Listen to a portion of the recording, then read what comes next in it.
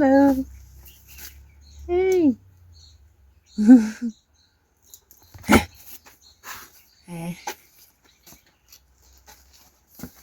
Hello. Mister.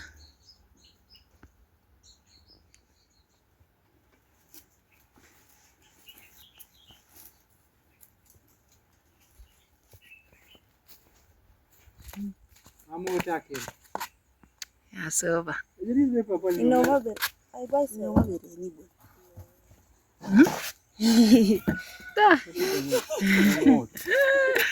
Mood do yen.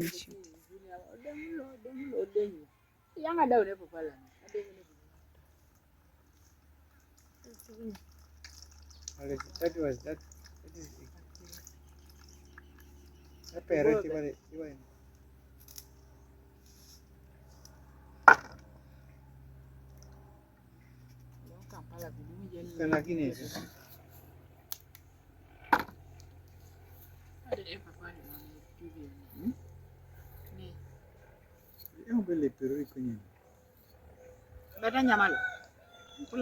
Nyamare so kere.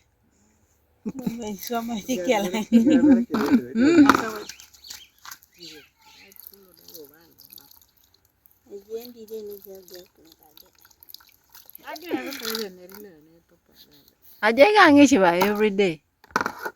Biani bone mama sorry.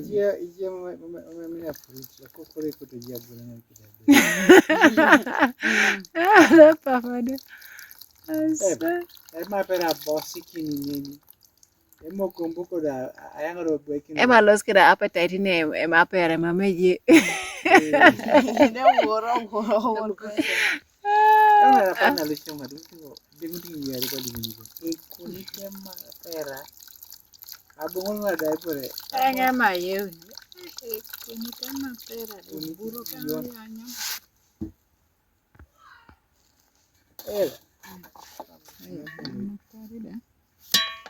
Ate chanyena de kwana pum.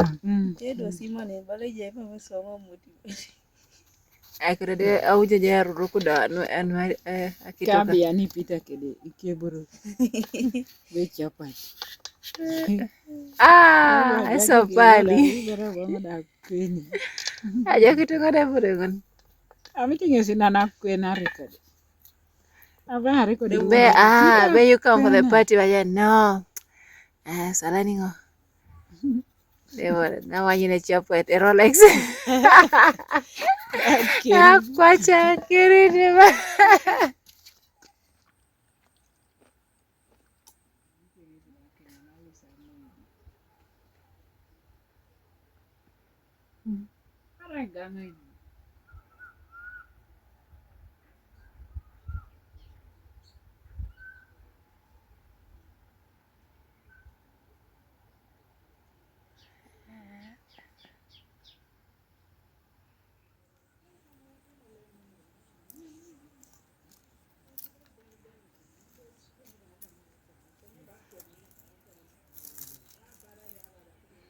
Hello guys, welcome and welcome back to my YouTube channel. My name is Lois. Well, today I want to share with you something very interesting.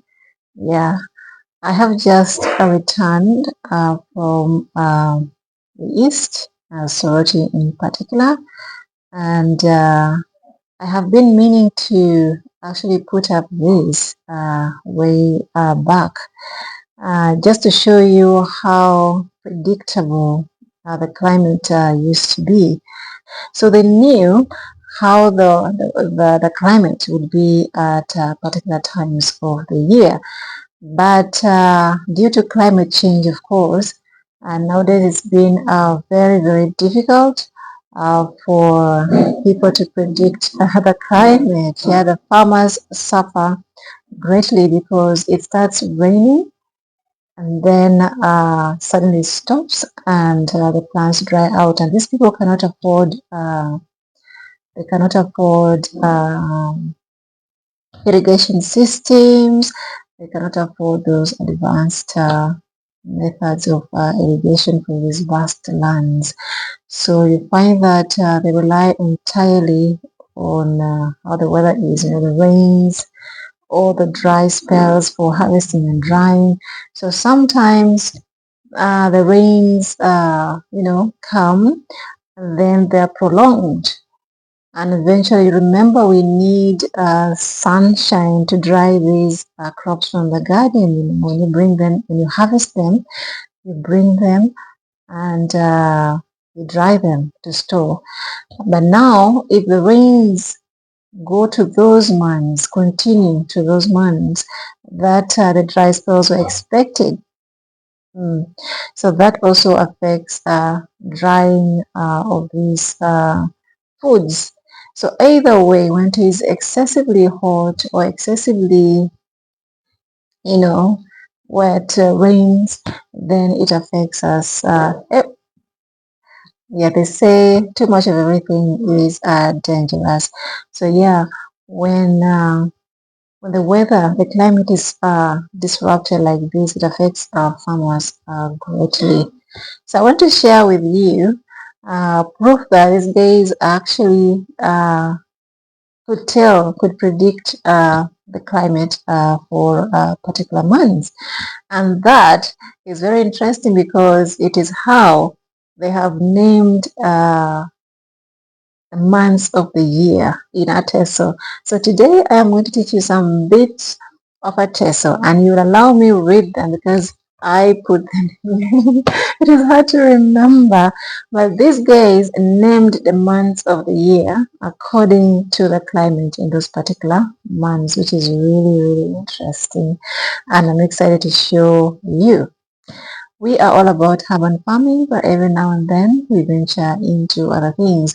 So if this is the kind of content that interests you, please don't hesitate to subscribe and hit on the notification bell so that you are notified whenever I post a video on here. So guys, I have talked about how predictable the climate used to be back in the day. Farmers would predict, the dry spells, the rainy seasons, things like that. Something that they cannot do right now.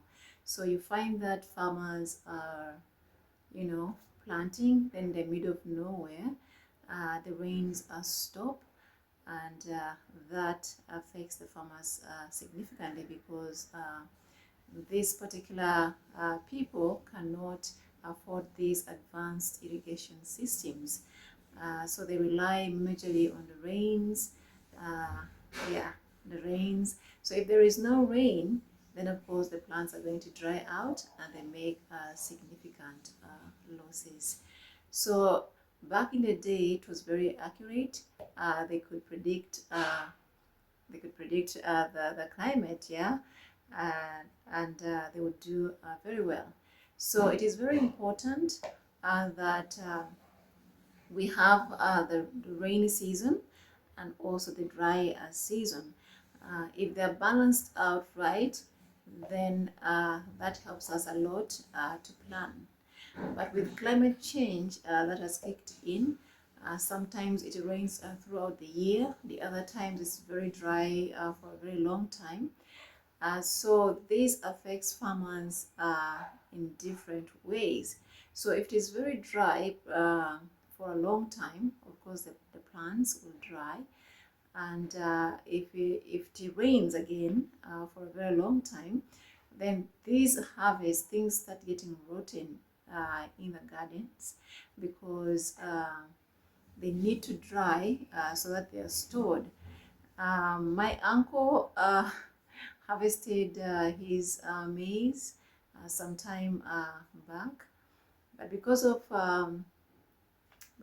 the constant rains, they could not put them under the sun. Yeah, so they started molding things like that.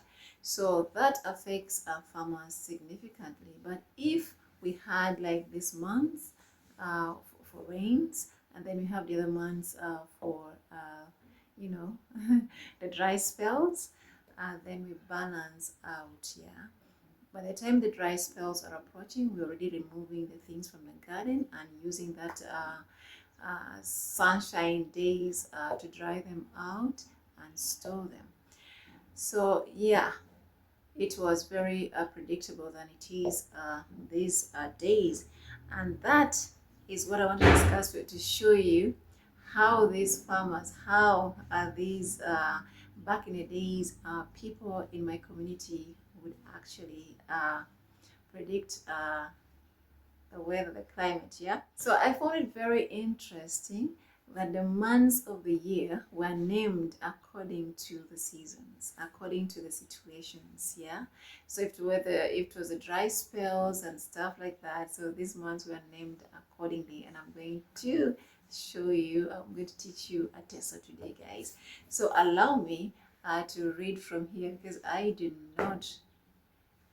often forget. Yeah, so I just wrote it so that I can share with you guys, and hopefully people, the subsequent generations, can watch this video tomorrow or in the future.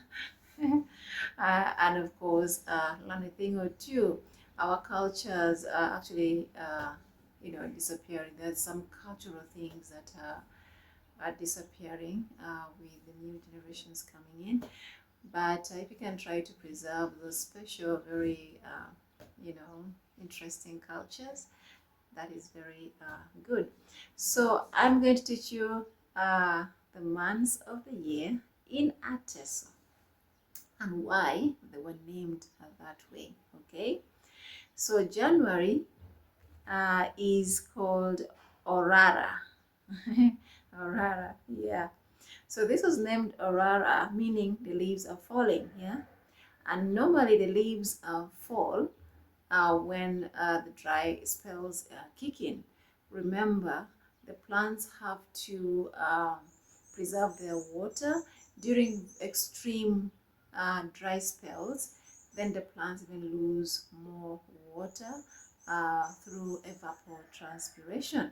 And these ones with bigger leaves even lose faster because they have the high surface area compared to the small ones. That's why in deserts we find just plants with small leaves because they can actually conserve their water and they're adapted accordingly.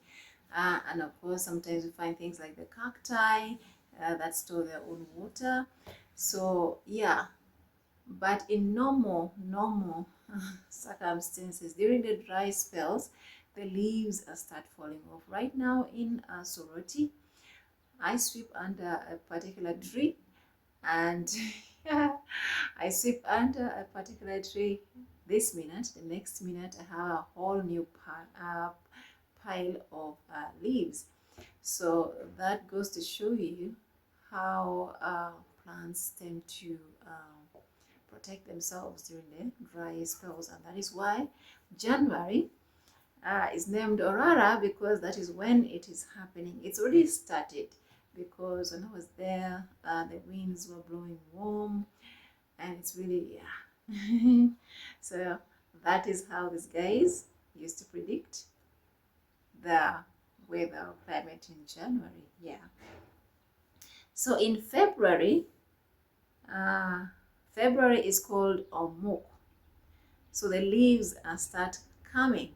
Yeah, I think this is when we have the first planting of the year, the first rains, when people are excited to plant this and that. We have two rainy seasons in a year. So I think this is now, yeah, when the first seasons, yeah, start. When the rains are there, the plants are happy, they start sprouting, yeah. So it is no surprise that in February the leaves start coming up, and that is why it's called Omuk. Yes.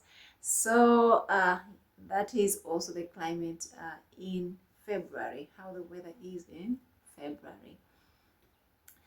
So in March, it is called Okwang. Okwang can mean two different things, yeah? So when I say a kwang or a kwang, like a kwang, yeah, that can be a color, like white, yeah? Na kwangan, a kwang, it's white. But in another context, when I say, oh, a kwangajo, like a kwang, like a kwang means like when it's really hot, maybe during the dry spells, you find people very pale, with the the legs that are very very pale and cracked, all of that, yeah, especially in the villages, yeah. You go and see kids with very white, very pale stomachs. So during this time is when it becomes hot. But this is important because if February, there's been some planting, maybe in February, then that gives room for people to harvest and, to harvest and dry their produce for storage. Yeah. So now that is why it's called Okwang, because people are pale during that time, meaning it's dry, it's windy or something. Yeah. Then the other one, April, is called Odungei, meaning there's lots of hunger, right? So, following any dry spell, of course, there comes hunger, right? Because maybe you're not been planting, you've consumed what you're only consuming what you stored, and you find that most people cannot store huge amounts of food to sustain them. Maybe they have very little land, they don't have enough space to plant their stuff, so they suffer greatly during this time because there is no food, yeah, and that is why April is Odunge, because it is following the dry spell and there is no food. See, these guys were geniuses. They were clever. I love them. Yeah. So May is called Opedele. Yes, Opedele. So that means what is that? It means what? Right. Opedele means the bodies are thin. Huh? Hmm. They are thin, not enough food, yeah? So the logic is because if people were not in where was it? Odunge in April, if there was a lot of hunger. So Opedele means there's no enough there's not enough, the bodies are thin, because when there is hunger, of course people thin out, people lose weight, people, so in May, that's why they're saying May or delay, because people are there's no people's bodies are thin. Please correct me if you understand this better, but I'm just excited to teach you what I have learned. Yeah, I could be wrong, I could be anything, but we are here to learn from each other. Okay, so June. June is called huh?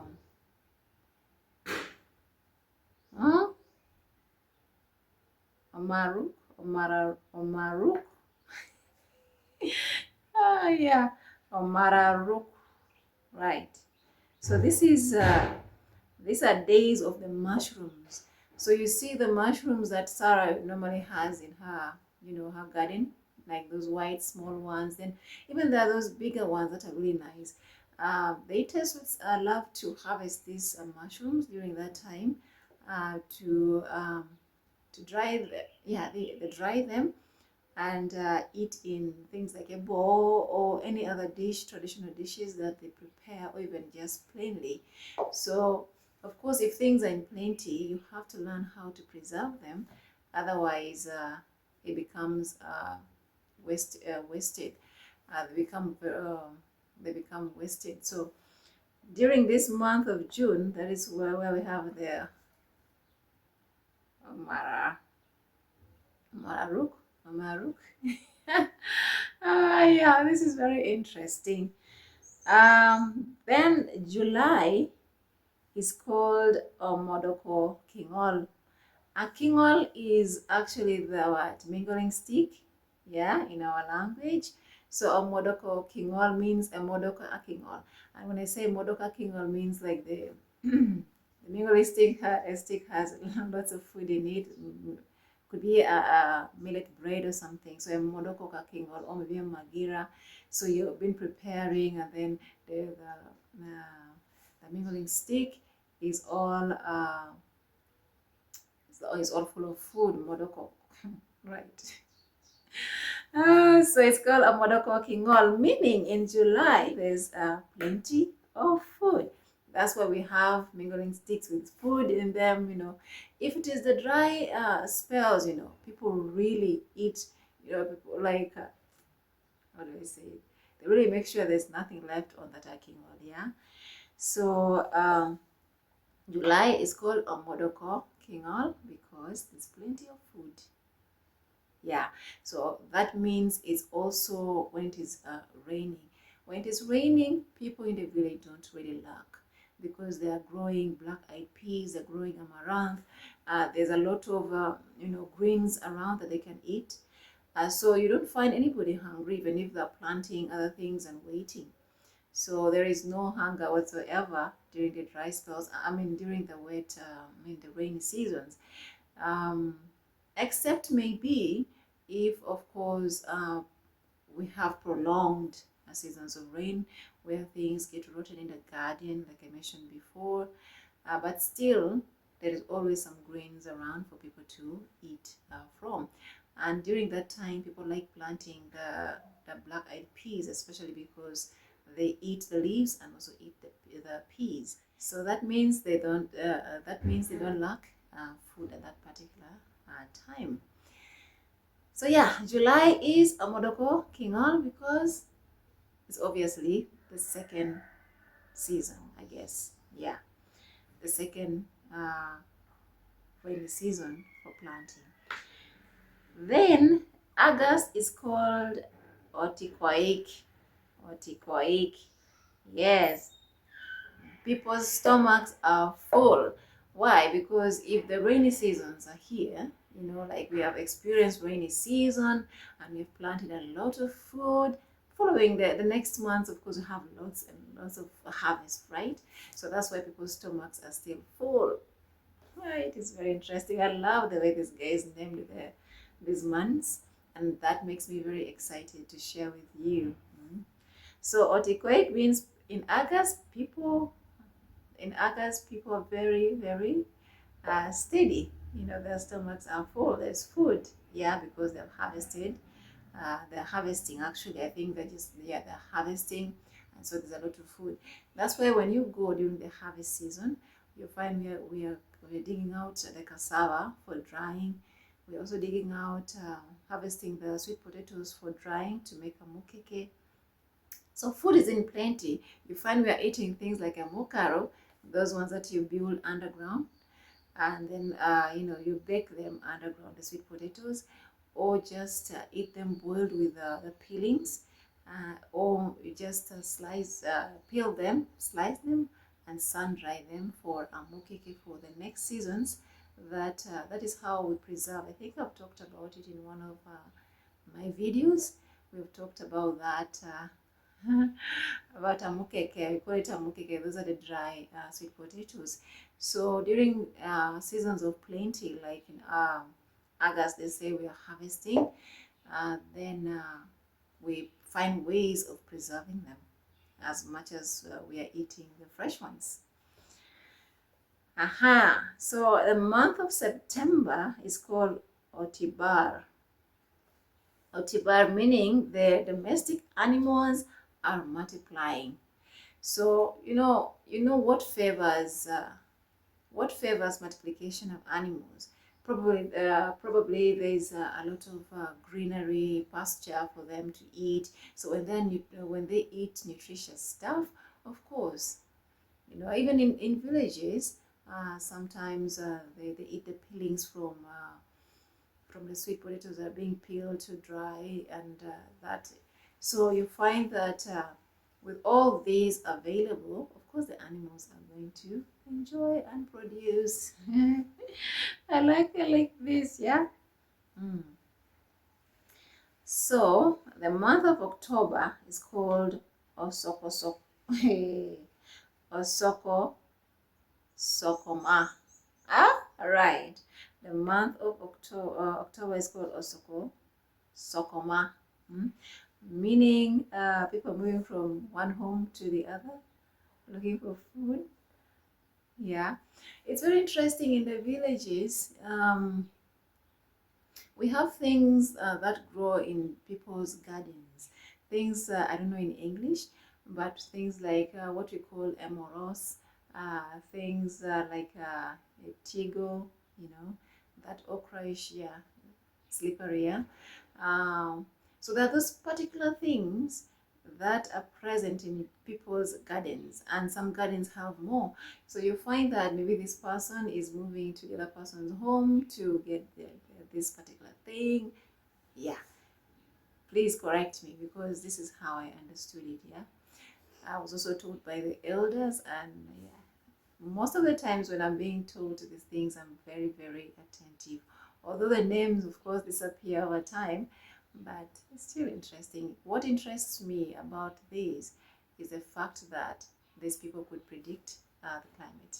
Yeah, so we're going to come back to that. November is called Osuban. Osuban. Osuban. Osuban. Osuban means like days of the parties. Yeah, during that time, people are organizing their weddings. People are doing traditional marriages. Yeah, so that they can end the year by, of course, celebrating Christmas. Yeah. During the month of November, people get married a lot. People organize for their end of year marriages. So that is why the month of November is called Osuban. Hmm, interesting. So it's an element of culture as well as the weather, the climate. Yeah. So December is called Opo. It was very interesting because I told them Opo sounds more like a paw, because a paw means rabbit. Yeah. So Opo is very similar to the rabbits in Ateso. So Opo means the wild animals also start producing, multiplying. Interesting. So this is how uh, the itesots named the months of the year, and they named them according to the prediction they always had of the climate. Yeah, so that goes to show us that it was very easy to predict the weather back in the day and to predict the climate back in the day, unlike today where you find it raining all throughout the year or very prolonged dry spells, and things are just messed up. Yeah, so during those days, things were okay because things like the water catchment areas were not being destroyed. For example, the swamps, the forests, they were not being destroyed. But these days, people are destroying forests without the B plan. Yeah, Plan B. So if you have trees that are growing and you're cutting, why not replace them? And by replacing them means, of course, you have to plant a tree, and that's where we come in as urban farmers. Yeah, so yeah, it is very, very interesting. It is very important that we start if you're in town. When I talk about urban farming, of course, it is farming that is done in town. Yeah, so when you're in town, I know you might not have space, you may not do, but I've showed you multiple times where I plant mine and transfer to the villages. I also showed you the trees that I've planted here, and they are in Soroti. So let us not have any excuse. Let us start, plant a tree or two. If you don't have space to put it there, you can take it to the village, your village, because that is going to help with replacing these trees that are being cut. It is almost impossible not to cut down trees, although people do it excessively. Yeah, some trees even die on their own. But let's say you want to cut down a tree, have you considered uh, replacing that particular tree? And by replacing, at least if you cut one, at least replace by two or three. Yeah, so that you've given back to the environment one way or the other. So let us not give ourselves that excuse that my space is very small, this and this, blah blah blah. Let us not do that. Let us plant. So yeah, that is very interesting. So yeah, I've been in sorority for the longest time. This time a lot happened, and I'm very very happy to be back. Still a little bit weak from fatigue and everything else, but I am very excited, and I'll show you my garden soon, how things are doing without yeah, I haven't toured the garden yet since I returned, but I will at some point, and also show you what is going on. Of course, I know they normally don't do so well if I'm not around, but they're still okay, I guess. So relatively okay. So thank you so much, guys, for being with me. Thank you for being patient. Thank you for your support. Thank you for everything. I appreciate you guys a lot, and I look forward to hearing from you guys what you've started doing in regards to urban farming, what you've started doing in and if you, of course, you want help to start out your urban gardens, you can just email me. The email is on the bio. Yeah, so forgive me, I have to go and rest. I'm still recovering. So yeah, thank you again for being with me. I wish you a very good Tuesday. Yes, I wish you guys a very good Tuesday, and I hope to see you next time. Until then, bye bye.